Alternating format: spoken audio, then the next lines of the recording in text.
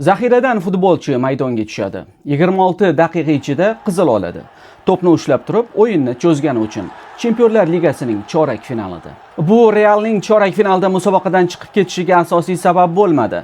Lekin aynan shu vaziyat Qirollik klubida butun mavsum davomida nimalar bo'layotganligini ko'rsatib berdi.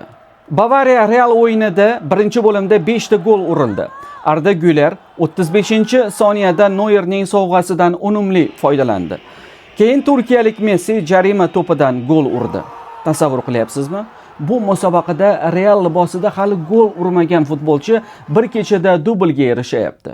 Hammasi Real uchun mana shunaqa zo'r boshlanayotgan edi.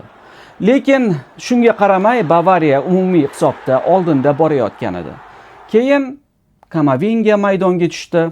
2 ta sariq 26 daqiqa ichida va tamom. Diaz va Olise o'yinga nuqta qo'ydi. 6-4. Arsenal esa mahkam turdi. Emiratesda 0-0. Havertzning Lissabondagi goli yarim final uchun yetarli bo'ldi.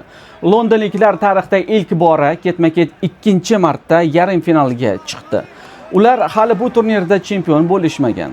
Keyingi raqib esa Atletico. Demak, yarim finallar aniq. Bavariya PSG, Arsenal Atletico. 15 karra chempion Real Madrid esa musobaqani uyida tomosha qiladi.